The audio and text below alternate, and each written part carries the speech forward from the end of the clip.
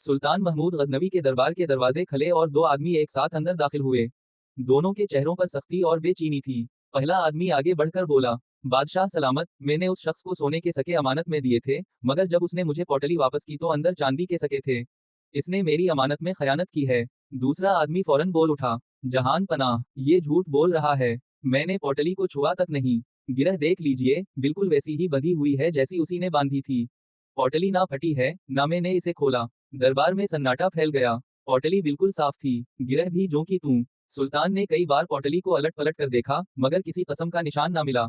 उनके चेहरे पर गौर व फिक्र था।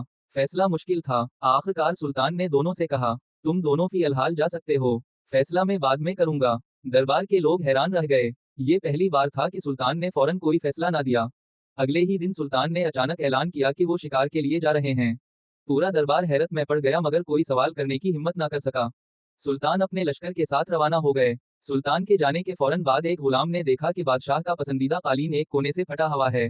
दरबारी परेशान हो गए, अगर बादशाह को मालूम हुआ तो सख्त नाराज होंगे। सब एक दूसरे से सरगोशियां करने लगे। ऐसे में एक दरबारी ने कहा, मैं एक निहायत माहिर रफूवगर को जानता हूँ। वो इस कालीन को यूं रफू करेगा कि कोई जान भी नहीं सकेगा कि ये कभी फटा था। रफूवगर को फौरन बुलवाया गया। वो खामोशी से बैठा, बारीक सोई धागा निकाला और इस महारत से कालीन रफू किया कि देखने वाला यकीन नहीं कर सकता था कि ये कभी खराब भी हवा होगा। कुछ देर बाद सुल्तान शिकार से वापस आए। दरबार बुलाया गया। सुल्तान की नजर कालीन पर पड़ी, फिर वो आहिस्ता से बोले, बताओ, मेरे कालीन को किसने रफू किया है। दरबार में सख्ता तारी हो गया। सब हैरान कि सुल्तान को कैसे पता चल गया। आखिर एक दरबारी ने घबरा कर जवाब दिया, जहान पनाह, आपके शिकार पर जाते ही कालीन फटा हुआ मिला।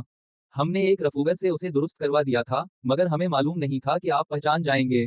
सुल्तान ने हल्की सी मुस्कुराहट के साथ फरमाया, मुझे इसलिए इल्म हुआ क्योंकि ये कालीन मैंने खुद अपनी तलवार से फाड़ा था। ये सुनकर पूरा दरबार हैरत में डूब गया। अब सब समझ गए थे कि सुल्तान ने उन दो आदमियों की अमानत के झगड़े का फैसला करने के लिए ये तरीका इख्तियार किया।